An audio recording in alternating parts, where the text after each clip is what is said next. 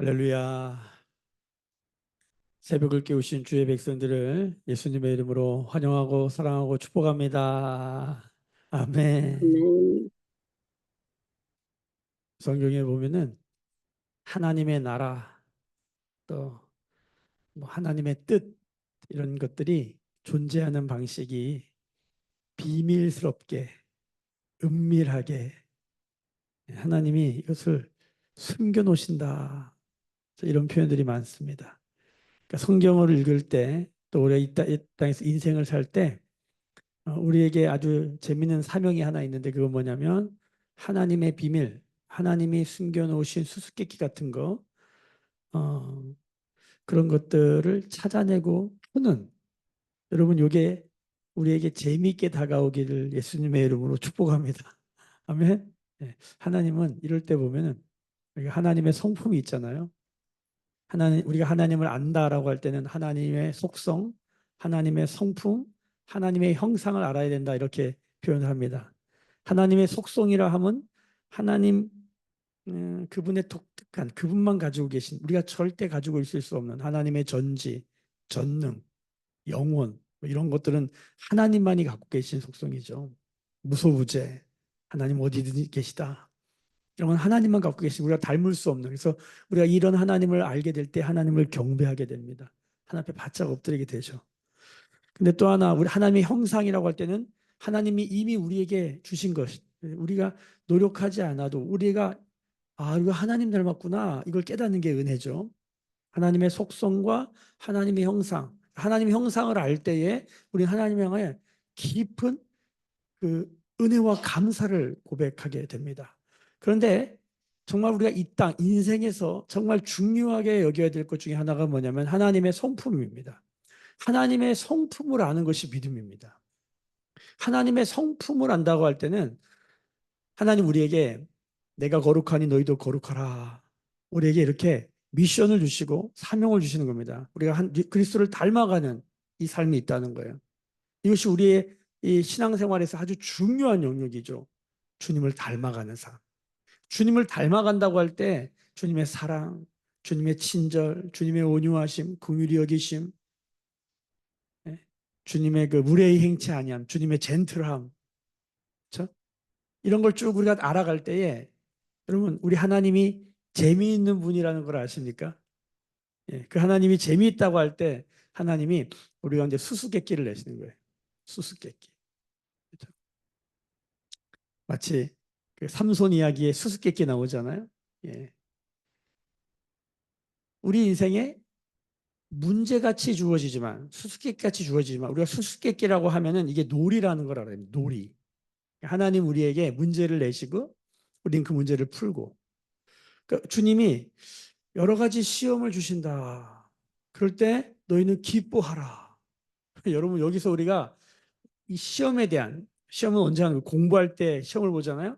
시험에 대한 인식을 바꾸게 되는 것이죠. 왜냐하면 우리가 경험했던 시험은 안 좋은 거예요. 별로 안 좋은 거.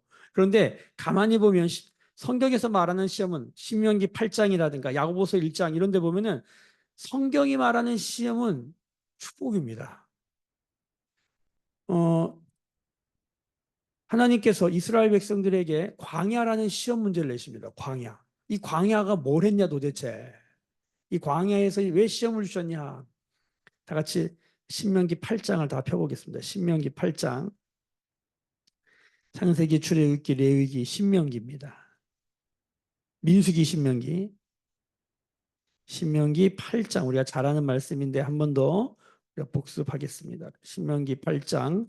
우리가 2절, 3절을 같이 한번 읽어볼까요? 2절, 3절 시작. 내 하나님 여호와께서 이 40년 동안에 내게 광야길을 걷게 하신 것을 기억하라. 이는 너를 낮추시며 너를 시험하사 내 마음이 어떠한지 그 명령을 지키는지 지키지 않는지 알려 하심이라. 너를 낮추시며 너를 줄이게 하시며 또 너도 알지 못하며 내 조상들도 알지 못하던 만나를 내게 먹이신 것은 사람이 떡으로만 사는 것이 아니요 여호와 입에서 나오는 모든 말씀으로 사는 줄을 내가 알게 하려 하심이라. 아멘. 광야는 하나님의 시험이었다. 이 여기서 시험은 테스트예요. 테스트. 공부할 때 테스트를 받잖아요. 테스트의 목적이 뭐냐? 진짜 그걸 알고 있는지 모르고 있는지. 여러분, 우리 주님은 다 알고 계시는데 우리는 내가 알고 있는지 모르고 있는지, 내가 믿음이 있는지 없는지, 내가 정말 주님을 알고 있는지 모르고 있는지 우리는 잘 몰라요. 근데 언제 알게 되냐면 시험을 당해야 아는 거야. 아, 내가 이거 아는구나. 아, 내가 이거 모르는구나. 알면은 할렐루야 통과. 모르면 배우면 되는 거예요. 아, 내가 이 부분을 모르는구나. 하나님의 충성이라는 과목을 배우는데 아, 충성 안다고 생각했는데 막상 시험을 보니까 충성을 모르는 거예요. 그렇죠? 마치 수영과 같은 거예요. 수영을 머리로는 배우는데 물에 던져봤더니 수영을 하나도 못하는 거예요. 그런 것입니다. 믿음에 대해서 주님 여기 말씀하시잖아요. 우리의 마음이 어떠한지, 그 명령을 지키는지 지키지 않는지 알게 하시려고 시험을 주신대요.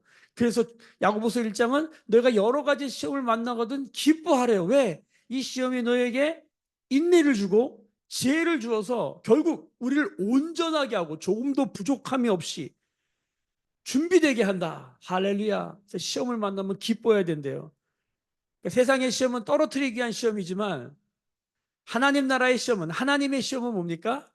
우리를 진짜 알게 하시려는 거예요. 시험이 없이는, 그래서 믿음의 시련이 없이는 하나님을 알 수가 없어요.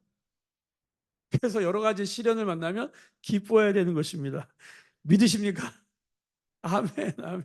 이게 고난의 신비예요. 이게, 야, 저도 말씀을 전하지만, 저도 가만히 보면, 저도 뭐 세미나에 무슨 DTS 훈련에 제자 훈련에 성경 공부에 신학교에 뭐 엄청 뭘 공부했단 말이에요. 근데 진짜 하나님을 안다라고 말하는 지점은 뭐냐면 고난 당할 때더라고요. 시련 당할 때요. 그때 제가 내가 하나님 잘 모르는구나. 내가 하나님 아는구나. 이 말씀을 왜 이렇게 드리는가? 우리의 삶 가운데 하나님이 뭔가를 숨겨 놓으실 때가 있습니다. 오늘 말씀에도 보면요. 예레미야에 계속 심판 메시지가 전해오다가 예레미야 30장에 딱 들어서면서 회복의 말씀, 위로의 말씀, 축복의 말씀이 쏟아져요. 하나님이 새 언약 부르짖으라.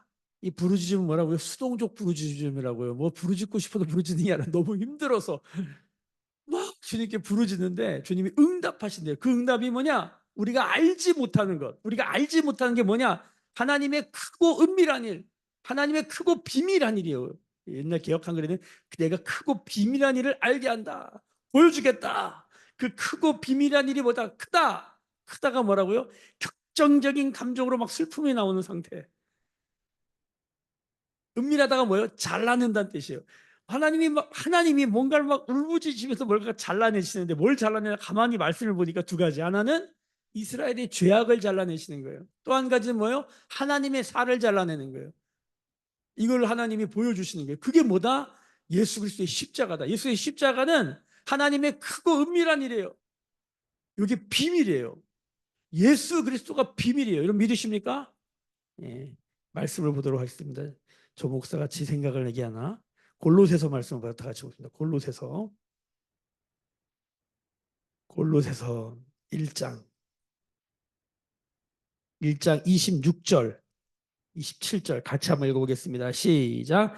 이 비밀은 만세와 만대로부터 감추어져 있던 것인데 이제는 그의 성도들에게 나타났고 하나님이 그들로 하여금 이 비밀의 영광이 이방인 가운데 얼마나 풍성한지를 알게 하심이라. 이 비밀은 너희 안에 계신 그리스도니 곧 영광의 소망이시라. 할렐루야. 2장 2절 보세요. 2장 2절 같이 읽습니다. 시작.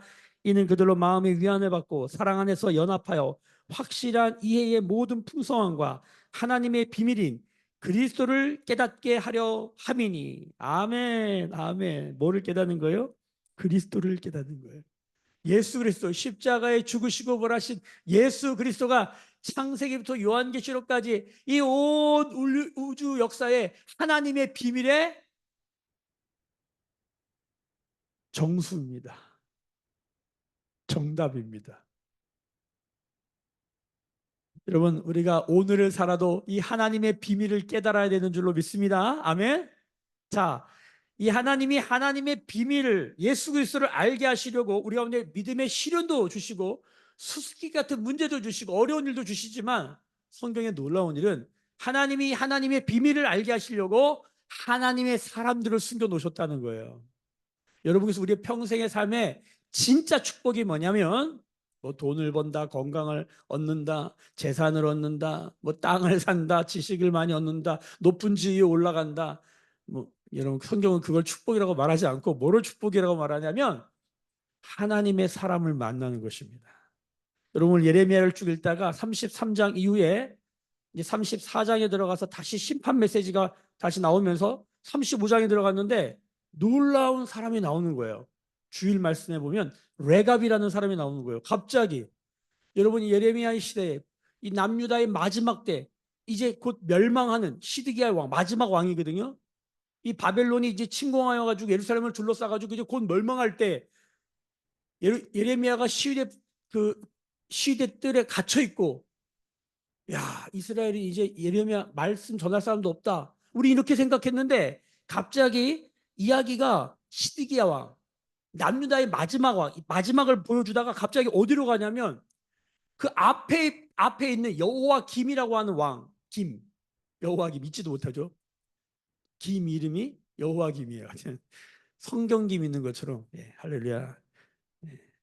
아무튼 자, 그래서 여호와김 왕의 시대로 갑자기 앞으로 가는, 역사의 앞으로 가는 거예요. 그 역사 앞에서 뭘 보여주냐면 하나님의 사람 한 명도 없는 줄 알았는데, 예레미야밖에 없는 줄 알았는데, 예레미야도 감옥에 갇힌 줄 알았더니 갑자기 두 사람 이야기가 나요. 첫 번째 레갑이라는 사람이랑, 또 하나 레갑의 자손들에 대한 이야기, 또 하나는 바룩이라는 사람이 나오는 거예요. 하나님의 사람. 와, 이, 이 암흑의 시대에 이런 사람이 있단 말이야. 아무도 하나님의 말씀에 하나님의 사람들을 찾지도 않고 하나님의 말씀을 구하지도 않고 두드리지도 않고 기대도 없는데, 아, 레갑 자손이, 아, 야, 포도주 먹어, 야, 다 먹어. 요즘 누가 술 담배 문제, 누가 문제라고 그래. 술 담배도 다 구원 받아요. 사실 구원 받아요, 여러분. 근데 포도주 먹으라 그러는데 포도주 안 먹어요. 여러분 잘 드세요. 하나님의 음성이 들려요. 포도주 먹어라. 하나님의 음성이잖아요. 그동안 안 먹고 살았는데, 주님의 음성이네, 먹어야지. 먹을 만한데, 먹어라, 안 먹어요. 하나님의 테스트였어. 하나님이 말씀하신 하나님의 테스트였어요. 여러분, 그래서 잘 들으셔야 돼요. 영으로 듣는 말씀도 중요한데, 영으로 듣는 말씀보다 더 중요한 게 뭔지 아세요? 기록된 말씀이에요. 영으로 듣는 말씀은 반드시 기록된 말씀이랑 하나가 될 때 순종해야 됩니다. 영으로 들었는데 기록된 말씀과 다르다? 두 가지입니다. 사탄의 음성이든지 하나님의 시험이든지. 분별하시길 예수님의 이름으로 축복합니다. 어디로 돌아가야 됩니까? 기록된 말씀. 여러분, 예레미야가 하나님의 말씀을 영으로 듣는데 기록된 말씀을 쫓아간다는 사실을 기억하셔야 돼요.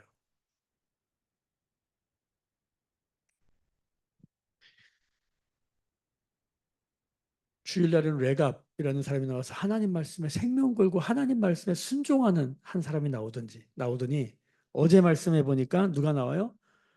예레미야의 제자이자 동역자이자 서기관이었던 이 바룩이 서기관 출신이니까 이 집안이 아버지가 서기관이면 서기관이 되는 거거든요. 이 당시에는 소위 이렇게 생각하시면 됩니다. 이 사람은 뭐 그냥 아버지 재산 물려받아 살아도 충분히 세상에서 상당한 삶의 수준을 유지하며 살아갈 수 있는 삶이 보장된 사람이에요.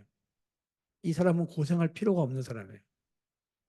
옛날에 우리나라 그 구한말 조선시대 대함 막 이렇게 넘어갈 때 미국이나 캐나다나 호주에서 선교사들이 막 넘어왔잖아요. 그때 넘어오신 선교사님들 보면은 우리가 언더우드, 아펜젤러 뭐 여러 가지 뭐 선교사님들 얘기하잖아요. 그분들 보면은 대단한 소위 대단한 뭐 학교에 뭐 의사에 상당히 공부를 많이 하신 분들인데 그 나라에 자기 나라에 살면 떵떵거리며 살 수 있는데 그거 다 내려놓으시고 복음 전하려고 오시잖아요.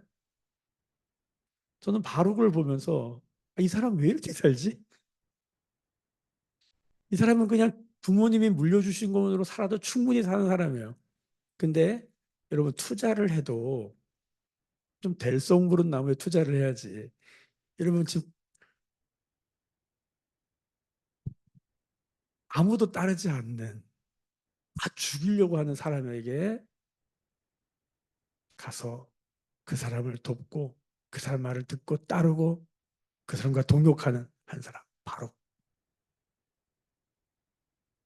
바룩이라는 사람이 나오는 거예요. 예레미야를 누가 기록했습니까? 바룩이 기록했습니다. 아마 이것을 단 하루 만에 적은 게 아니라 오랜 시간 동안 예레미야가 말하면 좋고 예레미야가 말하면 좋고 오늘은 적은 말씀을 가지고 가서 읽어라. 서 어제는 이거를 그 나라에 고관들이 모여 있는 데 가가지고 이 말씀을 낭독했는데 고관들이 놀라는 거예요. 바룩이 그 고관들이랑 대화할 수 있고 만날 수 있고 이런 글을 읽어줄 수 있을 만큼의 뭐예요? 실력자라는 거예요. 여러분 청와대 여러분 우리 청와대 우리를 부르겠습니까? 누가? 여러분 우리가 뭐 행전 뭐 행전안전부 뭐 이런 어, 뭐 국무총리 회의 뭐 이런 데 우리를 부르겠습니까? 절대 안 부르죠. 우리 안 불러요. 거기에 불러서 이 책을 읽어봐라. 여러분 거기에 들어가서 이 책을 낭독해 줄 만큼의 지위와 수준이 있다는 거예요. 이 사람이 지금 아주 말하자면 정말 감옥에 갇혀 있는 예레미야와 함께 이 사역을 하고 있다는 이 그림. 그리고 이 말을 읽는데 어제는 고관들이 깜짝 놀라면서 어제 말씀 잠깐 볼까요? 예레미야 36장 15절 이후에 보면은요. 15절 16절 15절 저 읽겠습니다. 그들이 바룩에게 이르되 앉아서 이를 우리 귀에 낭독하라. 바룩이 그들의 귀에 낭독하매 그들이 그 모든 말씀을 듣고 놀라 서로 보며 바룩에게 이르되 우리가 이 모든 말을 왕에게 아뢰리라. 이거 왕한테 말해야 된다. 그런데 이거를 어떻게 너희가 이 글을 또 이걸 누가 말했고 이걸 누가 어떻게 갖고 있냐. 17절에 그 말을 묻잖아요. 18절 바르게 대답하되 그가 그의 입으로 이 모든 말을 내게 불러주기로 내가 먹으로 책에 기록하였노라. 이 고관들이 바르게 이르되 너는 가서 예레미야와 함께 숨고 너희가 있는 곳을 사람에게 알리지 말라 하니라. 그래서 예레미야를 숨기고 바룩을 숨깁니다. 왜냐하면 이들도 아는 거예요. 이거 말하면 죽는다. 그래도 이건 왕한테 말해야 된다. 이게 여러분 이게 얼마나 어려운 일입니까? 이거 말하면 죽을 수도 있는데 여러분 오늘 근데 이것을 왕에게 가서 말하는 세 사람 이야기가 나오죠. 오늘 말씀 25절 보세요. 엘라단, 들라야, 그마랴라는 세 사람. 어제 이 말씀을 들었던 이 세 사람. 하나님의 말씀에 놀라 감동하여 자신들의 옷을 찢으며 회개한 이 세 사람이 왕에게 가서 이 말을 합니다. 은혜를 받아가지고 은혜를 전합니다. 말씀을 듣고 은혜를 받은 거예요. 그래서 그 은혜를 전하는데 어떤 일이 벌어집니까? 왕이 책을 읽어줘. 두루마리 책이거든요. 이 두루마리. 이 당시는 파피루스라고 들어보셨죠? 파피루스라고 양피지라든가 혹은 이렇게 이게 종이는 굉장히 이게 여기 지금 종이가 나오는데 굉장히 이게 구하기 어려운 정말 비싼 거예요. 이거 여러분. 우리 흔해가지고 이거 잘 모르는데 여러분 여기다 이제 써놓으면 한 권이 이건 잘라져 있지 않기 때문에 만약에 예미하다 그러면은 이걸 이따만한 이런 걸 갖고 오는 거예요. 이걸 쭉 펴서 있는 거예요. 그걸 읽어주면 어떻게 하는 거예요? 오늘 말씀에 이 여호와기 왕이 어떻게 합니까? 칼로 자릅니다. 22절, 23절에 보면은 23절 봅시다. 여호디아가 선호 쪽을 낭독하면 왕이 칼로 그것을 연하여 베어 화로 불에 던져서 두 마리를 모두 태웠더라. 읽으면 잘라서 태워. 왜? 예레미야, 여러분 예레미야 1장부터 읽어보시면 예레미야 뒤에도 읽어보시면 몽땅 무슨 말이에요? 너희 망한다. 바벨론에 항복하라. 자, 1장, 2장, 3장까지 들었어. 잘라, 버려. 다음에 또 무슨 말이 나와 들어봤어. 똑같은 말이 나오는 거예요. 회개하라. 하나님의 심판이 온다. 바벨론에 항복해라. 다 불태워버립니다.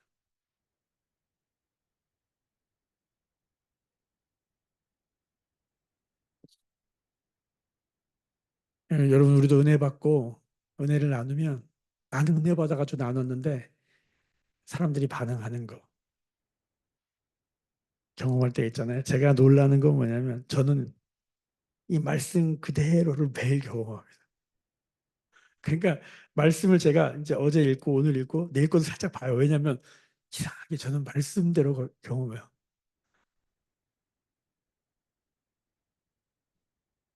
사람에게는 다 가시가 있습니다. 가시. 그리고 우리에게는 다 칼이 있습니다. 칼이 없는 사람이 없습니다. 돈으로 칼을 갖고 있는 사람, 칼이 능력이에요. 뭐 돈이 없으면 뭐 지식의 칼도 있고 다 사람에게는 칼이 있어요. 근데 이런 것도 없으면 뭐냐면 성격의 칼이라는 게 있습니다. 그러니까 성격의 가시가 있고 성격의 칼이 있습니다. 성격의 가시는 우리 여기 있는 모두에게 있습니다. 성격의 가시는요, 부부가 서로 살면 그냥 알게 돼요. 서로 다른 가시가 있다는 걸. 근데 서로 사랑하면 이 가시가 녹는 거예요. 은혜죠. 그래서 가시는요, 내가 의도하지 않았지만 그냥 가까이 가면 찔려요. 사랑하면 찔려요. 아파요. 그게 가시예요. 그런데 가시는 내가 의도하지 않아도 그냥 존재하는 거예요. 근데 칼은요, 내가 의도하는 거예요. 내가 준 지식과 돈과 내가 준 권력으로 하다못해 내가 준 성격으로 누군가를 찌르는 거죠. 우리가 그래서 가시에 찔리잖아요. 그러면 칼을 들어다가요. 그 사람을 찌릅니다. 여러분 가시에 찔리면 가시로 찌르면 됩니다. 성격이 성격을 날카롭게 한다. 철이 철을 날카롭게 한다. 이게 무슨 소리입니까? 여러분 내가 힘든 거는 저 사람 때문이 아니라 그게 내 안에 있기 때문이죠. 그래서 누구 때문에 힘들다 그러면 그 사람 안에 있는 어떤 요소가 내 안에도 있는 것입니다. 여러분 이걸 보는 게 자기 성찰입니다. 이걸 못 보면은 두 가지 합니다. 남을 비난하든지 자기를 비난하든지. 자기 비난, 남을 타인을 비난하는 것과 자기를 돌아보는 것은 하늘과 땅 차이입니다. 다른 것입니다. 완전히. 그런데 하나님의 사람들은 가시에 찔리면 이걸 생각하면 저 사람도 내가 시 때문에 힘들겠구나. 그러니까 저 사람이 힘들면 내가 힘들면 저 사람도 힘든 거예요. 100%. 부부로 살아보면 알아요.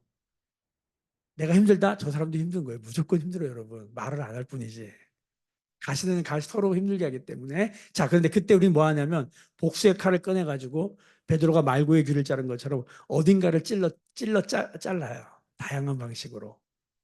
그걸 대놓고 하는 사람은 순진한 사람이고 머리 좋은 사람들은 모르게 찌르죠. 하나님의 사람들은 그냥 가시와 가시가 부딪히고 그래도 사랑할 때 이 가시가 녹는 걸 경험하는 성숙을 경험하는 것이죠. 지금 하나님의 말씀이 우리에게 가시로 다가올 때가 있다는 걸 아셔야 됩니다. 하나님의 말씀이 우리 가운데 칼로 다가올 때가 있습니다. 여러분 잘 들으셔야 돼요. 하나님의 말씀을 펴잖아요. 우리가 의도하지 않고 그냥 하나님 말씀도 별로 의도 없이 그냥 날마다 만나는 말씀도 우리를 찌를 때가 있어요. 여러분 이거는 완전한 은혜입니다. 이건 그냥 그대로 받아야 됩니다. 근데 문제는 뭐냐면 하나님의 말이 우리한테 칼로 들어올 때가 있어요. 그건 우리를 수술하는 것입니다. 심판인 거예요. 사람이랑은 건 다른 거예요. 하나님의 말씀이 의도를 가지고 들어올 때가 있어요. 여러분 지금 하나님의 말씀이 여호와 기므에게 의도를 가지고 들어갑니다. 여러분 이럴 때 어떻게 됩니까? 대부분의 사람들은 자신의 칼을 들어서 하나님의 말씀을 자릅니다. 하나님의 말씀이 불처럼 나에게 나와서 나를 뜨겁게 할 때 많은 사람들이 하나님의 말씀을 태워버립니다. 내가 태워져야 되고 내가 잘라져야 되는데 그게 뭔지 모르는 거죠. 오늘 말씀을 묵상하면서 어떤 사람을 통해서 하나님 나를 찌를 때가 있어요. 가시가 저 사람의 성격이 가시가 날 찌르구나 이렇게 보니까 저 사람이 의도가 없어요. 저 사람 의도가 없고 보면 알잖아요. 저 사람 의도가 없는데 날 찌르고 있어요. 이건 괜찮아요. 서로 사랑하면 돼요. 근데 하나님이 어떤 사람을 통하여서 나에게 말을 하실 때가 있어요. 요때가 힘듭니다. 그러면 여기에 나도 칼을 뽑아가지고 날 찔렀어. 나도 한번 찔러줘. 의도성을 가졌으니까 나도 의도를 가지려고 할 때 여러분 예수님이 뭐라고 말씀하십니까? 그 칼 내려놓아라. 칼로 승한 자 칼로 망한다. 여러분 이게 예수 믿으면서 어려운 거예요. 누가 날 찌르는데 가시로 찔리는 거 오케이. 의도를 가지고 찌를 때.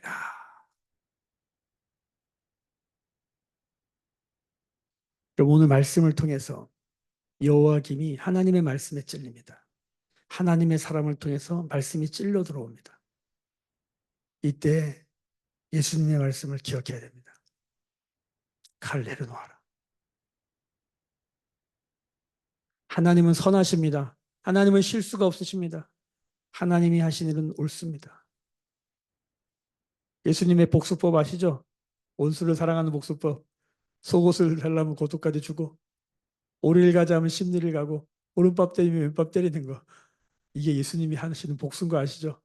오늘도 말씀으로, 주님의 사랑으로 이 땅에 수많은 가시와 칼날들 앞에서 말씀으로 나를 태우고 말씀으로 나를 잘라서 우리의 삶의 영역에서 하나님 뜻과 나라를 이루는 우리가 되기를 소망합니다. 오늘도 말씀에 순종하는 하루가 되기를 소망하고 축복합니다. 기도하겠습니다.